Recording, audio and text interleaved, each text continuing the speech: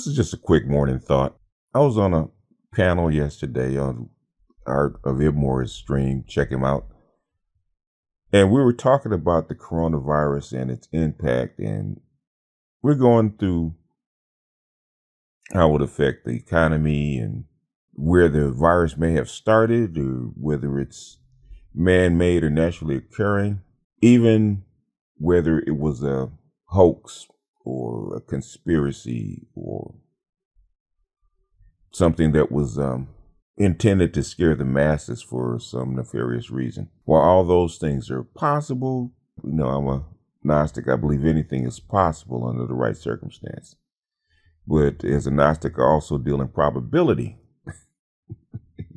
And the fact that the whole coronavirus could be a hoax is not very probable. But anyway, that's not the point I wanted to make. There's a young man on the panel, Joe, who called in, and Joe's a Z, so he's like 21, 22 years old. He's a young guy, and that's cool. And he was weighing in with the heavyweights, with the older guys, with the older, more experienced people. And, we were, our men are, man, we're in the barbershop and you have a point and we get to arguing over the point and we get to going back and forth.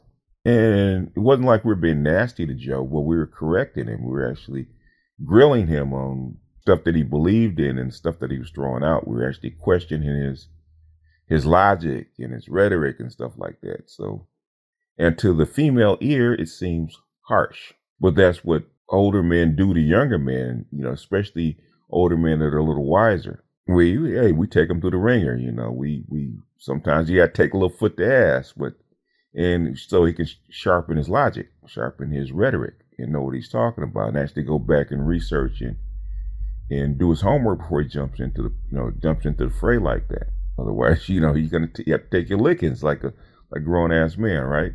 But there was also, a woman on the panel that's been on the panel before, and me and her have had our words, crossed our swords, to say the least. But since it was a continuation from another panel, she was up there on Art of Ibmore's panel. And it was an odd thing that at the time it kind of irritated me, but it didn't occur to me until like just recently this morning. We were all going in on him, not really going in on him like that, but we were all questioning his logic and putting him in a chair, so to speak. And Mela, who joined the panel, was a woman. Since he's younger, she's taking up for him like he's her son. And even if he was her son, was defending him like he was like 9 or 10, like a little boy that needed taken up for. And she did it about 2 or 3 times. And the last time I kind of got irritated. Well, he's young and he doesn't know. And he's in here with these older guys and he's not experienced and yada, yada, yada, yada. And I had to tell her, I said, wait a minute, he's a goddamn grown ass man. Well, he's just 21. That is a grown ass man. He is not 16 or 17. Hell, even if he was 13, I treat him like a grown-ass man. And Art of Ibmore says, yeah, he's old enough to pay child support. And we laughed. He said, hell, at 15, you're old enough to pay child support. In other words, at some point, you're grown. At some point, you're a grown-ass man and you have to take your licks. You don't need defending, especially by a mother figure. And it dawned on me how paternalistic that Black women treat men. Now, me and Mel have gone back and forth, and she's tried to son me, even though I'm older than she is. She tried to son me. She tried to cow me as a man, being paternalistic, like she's going to mommy me. And just like she tried to coddle the young man. And I'm not singling her out like she's a bad person. She's not a bad person. She was legitimately trying to take up for the young man. She literally trying to defend the young man and protect him against the older Black men, against the grown-ups. And it occurred to me that a lot of women do that same thing. And they, especially for their boys. Like my son is 34 years old. They're 34 years old. He'll be 34 in a few months. And his mother and his grandmother still take up for him, sometimes against me, like he's a baby and he's a middle-aged man. So it's no wonder why our boys are not, I'm not going to say not rugged, but as mature and solid as they should be, as independent as they should be. And as that paternalistic view that black women see toward their men, especially toward their boys. Like they, in some sense, they need to be protected, at least protected against, I guess, against other black men in certain circumstances. It doesn't stop them from going to jail. It doesn't stop them from being killed. It doesn't stop them from selling drugs. But it's that coddling, paternalistic, how can I say, view, or that idea, or that attitude that they take toward their boys, especially when they're young. And I think a lot of that keeps our black boys from being as independent and successful as they could be. Because I know coming up as a boy, my mother was kind of rough on me when I was little. So coming up as a young man, I hated being coddled. So by the time when I was, in my teens, and sometimes when something happened, she tried to coddle me, I didn't want to be coddled because I wasn't used to it. And maybe it's a personal problem with me. I don't believe in coddling boys. Even my grandson, who's 7 years old. I mean, there's certain times where, he's 7. Okay. And I understand that he's 7. And understand that there's a certain way you have to treat him as a 7-year-old. But I always believed in any child, pushing that child to the point up to the peak of their ability.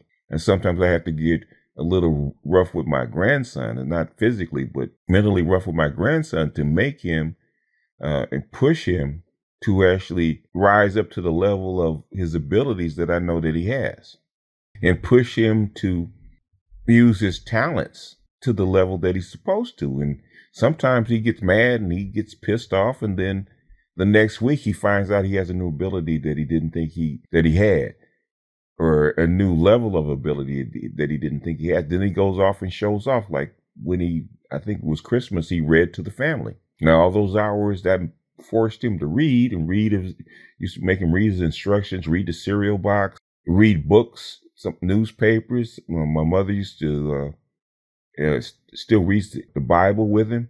But all that work that you put into a person, and sometimes they get pissed off because they don't want to do the work. And then one day they need to display their talent, and they do. And then they said, they're happy that you did. They're happy that you forced them to put in that work. And sometimes I don't think our black women understand that pushing a boy, pushing a young man, is not abuse.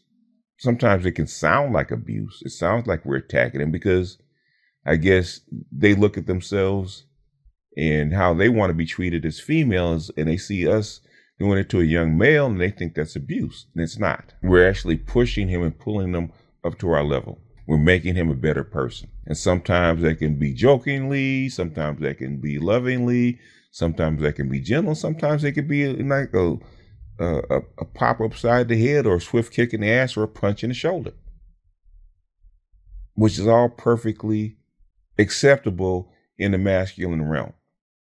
I remember I was telling Kevin when he was coaching, he's coaching the guys. I said, sometimes a good coach takes foot to ass so that you can push that player or push that person to maximize their talents. And sometimes it takes that, which is probably why most women make lousy coaches, even in the women's realm.